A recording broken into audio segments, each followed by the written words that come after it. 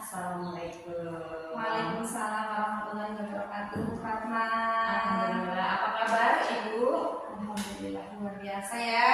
Alhamdulillah juga tadi Bu Fatma sudah melakukan pembelajaran ya bersama anak-anak. Juga tadi saya dan ibu kepala sekolah sudah menyaksikan kegiatan yang dilakukan oleh Bu Fatma tadi di kelas ya. Baik, tadi sudah ada beberapa refleksi yang sudah saya berikan kepada Bu Fatma ya tentang kekuatan dan tentang kelemahan-kelemahan yang ada pada kegiatan Bu Fatma tadi saat proses pembelajaran. Ya Bu, Terima kasih. Ya, jadi begini Bu, ada beberapa pertanyaan dari saya yang harus Ibu utarakan dan Ibu jawab, karena saya butuh bagaimana trik cara menangani anak, bagaimana cara menguasai anak dan lebih berantusias seperti itu, karena Ibu kan lebih berpengalaman. Saya masih belajar Bu. Ya, di sini saya akan bertanya. Pertanyaan yang pertama begini Bu, bagaimana cara Ibu mengatasi pembelajaran yang kurang aktif agar anak-anak termotivasi Bu, agar anak-anak menjadi aktif, agar anak-anak menjadi banyak bertanya kayak gitu dan menjadi bersemangat. Yang diberikan itu apa Bu? Ada kiat-kiatnya untuk menambah masukan saya sebagai mahasiswa agar lebih baik lagi seperti itu.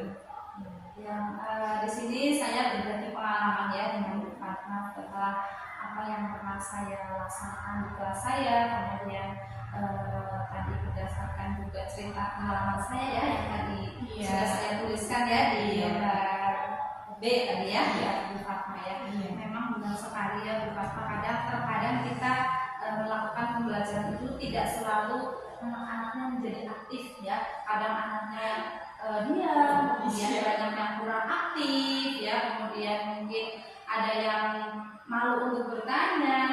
Mungkin selamat dulu, saya pernah mengajar di kelas 5 ya, waktu itu saya mengajar di kelas 5 pada materi pencernaan.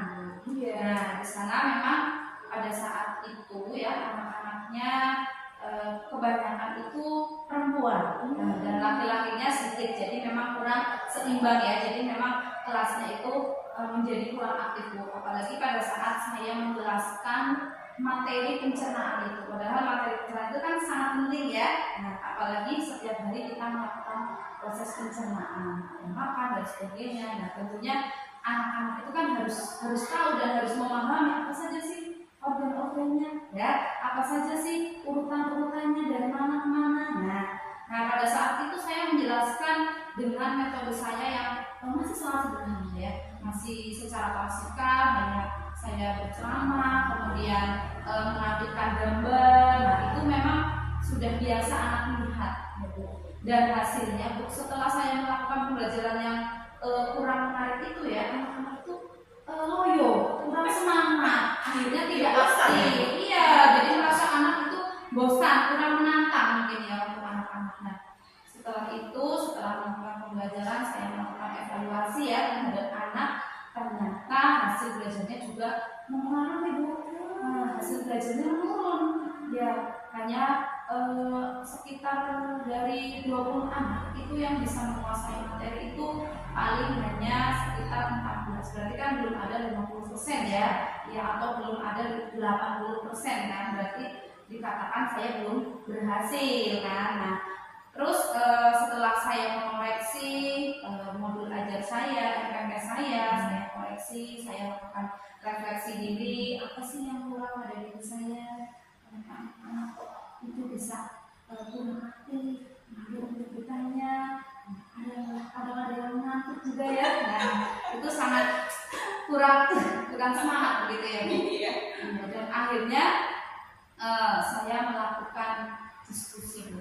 Saya melakukan diskusi bersama kepala sekolah, kemudian rekan sejawat saya yang sudah berpengalaman juga ya. Kemudian saya membaca referensi di buku modulnya. Nantinya saya akan sajikan ke anak-anak supaya anak-anak itu lebih semangat, lebih tertarik lagi. Saya berpikir nih, wah tentunya saya harus membuat suatu kreativitas lagi ya, baik dari metode pembelajarannya maupun dari media pembelajaran sendiri. Nah pada saat itu saya menggunakan media pembelajaran gambar kan. Kemudian saya berpikir nanti saya akan ganti nih medianya biar anak itu tertarik gitu. Masya Allah, jadi intinya bagaimana mengatur siasat seorang guru ya Bu, agar anak itu lebih bersemangat begitu ya. Mohon maaf Bu, ada pertanyaan kedua. Ya, media apa sih Bu? Atau metode apa yang Ibu terapkan dalam mengajar atau pembelajaran? Berkaitan dengan tadi ya Bu ya, kan saya mengubah media dan metode pembelajaran yang tadinya saya tanya jawab, kemudian menampilkan gambar, kemudian menjelaskan materi secara klasikal, kemudian saya berpikir untuk menerapkan metode pembelajaran cooperative learning. Ya pada saat itu saya menggunakan metode jigsaw. Jadi cooperative learning tapi model jigsaw, kan metodenya banyak ya, kooperatif, kemudian PBL dan sebagainya. Saya mungkin ini lebih tepat menggunakan metode kooperatif jigsaw. Jadi kooperatif itu anak dituntut atau diinginkan, diharapkan itu bisa berkelompok namanya, saling kerjasama. Nah di sana saya menggunakan medianya itu sebuah diagram pencernaan yang dibuat dari plastisin Bu waktu itu. Saya membuatkan contoh ini nak, besok kalian akan membuat seperti ini ya, kalian boleh menyiapkan alat dan bahannya dari sekarang agar besok kita bisa mempraktekkan gitu ya. Nah anak kan tertarik tuh, Bu plastisin buat apa Bu? Ya besok kan kalian tahu nih kita mau membuat apa gitu. Nah setelah saya melakukan itu Bu, dengan metode cooperative jigsaw saya terapkan, kemudian media pembelajaran itu saya terapkan. Anak-anak itu memang lebih semangat Bu. Iya karena apa? Mereka itu aktif, saling bertanya dengan kelompoknya begitu. Setelah mereka melakukan itu membuat diagram ya, bentuk plastisin, misal organ, pencernaan yang pertama apa? Mulut. Nah mereka membuat gambar mulut dari plastisin. Oh dari plastisin. Kemudian ditempel di papan ya gitu, kemudian dikasih keterangan urutan pencernaan manusia dimulai dari mulut, kemudian kemudian plastisin kan warna-warni ya. Jadi anak tertarik dan anak suka sekali. Kemudian selanjutnya ada gambar lampu nak, bagaimana gambarnya, lihat. Nah anak terus membuat tiruan gambar lampu, kemudian gambar usus besar, usus halus, dan sampai terakhir begitu. Kemudian dalam penerapan metode kooperatif jigsawnya itu ya Bu ya, jadi setelah anak membuat tiruan diagram pencernaan itu, dia belajar nih menjelaskan ke temannya begitu. Jadi kalau presentasi di depan, presentasi bersama teman kelompok lain dulu. Misal si A di kelompok 1, dia presentasi di kelompok B ke C ke A, begitu kalau model jigsaw. Ya jadi anak itu lebih aktif, dia saling bertanya, begitu. Masya Allah. Kemudian setelah anak sudah berpresentasi dengan kelompok yang lain, ceritanya itu bertukar pengalaman, gitu ya. Nah setelah itu baru presentasi ke depan. Iya, Masya Allah, sangat menarik sekali ya Bu. Sedangkan sekarang saja kita berikan plastisin ke anak bisa menjadi beraneka ragam ya. Anak karena imajinasinya berbeda-beda ya. Iya. Bisa jadi bikin ini, ada bikin ini atau bikin apa kayak gitu ya, sesuai dengan imajinasi anak. Apalagi itu kegiatan menggunakan plastisin untuk bagian organ pencernaan ya. Jadi anak itu tidak hanya membayangkan Bu, tapi anak mencoba membuat gambar organ dalam rambut itu seperti ini nih, Iya. ya kan? Nah, jadi anak tahu bentuknya. Oh, seperti ini nih. Berarti di dalam seperti ini. Nah, jadi kan anak apa ya lebih tertarik lagi. Selain itu juga saya menayangkan video. Nah, video Iya, pembelajaran iya. tentang sistem pencernaan ya. Jadi anak itu lebih tertarik lagi, terus kemudian mereka mempraktekkan melalui tiruan organ dalam tersebut. Masya Allah, iya. Lebih bersemangat ya daripada kita hanya memperlihatkan gambar seperti itu ya. Insya Allah ya, alhamdulillah. Terima kasih buat masukannya itu. Ya, kita lanjut ke pertanyaan ketiga ya, Bu. Silakan. Apa hasil yang diperoleh oleh panjenengan setelah menerapkan perubahan-perubahan tersebut? Ya, benar sekali Bu. Memang ya sebelum saya menggunakan penggunaan media tersebut ya, memang hasilnya mulus sekali ya. Anak juga tidak antusias, tidak semangat. Tapi setelah saya melakukan perubahan pada pembelajaran saya Bu, anak-anak itu semangat Bu, lebih semangat. Kemudian hasil belajarnya juga lebih maksimal, sekitar 90% lah, hampir semuanya itu bisa menguasai materi yang saya berikan. Ya, tadinya yang hanya sekitar 50-an, dan ini sudah bisa meningkat. Memang benar sekali media, metode yang kita terapkan itu sangat mempengaruhi hasil belajar siswa. Ya, terutama ya tadi itu dalam kayak pencernaan, kemudian yang bisa kita berikan itu biar anak itu hanya tidak diamankan, tapi bisa Diungkapkan. Iya, iya. ya itu coba membuat ini bagian ini. Nah, jadi memang anak sangat antusias, anak juga aktif dalam belajar.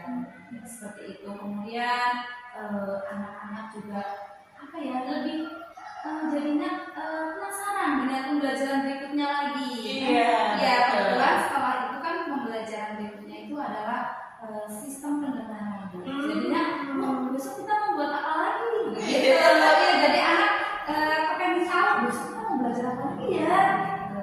Iya, Masya Allah ya. Jadi ingin tahu, oh besok kegiatannya apa lagi? Pembelajaran apa lagi? Seperti kemarin tidak asik seperti kemarin. Iya, seperti itu ya Bu. Wah, luar biasa ya.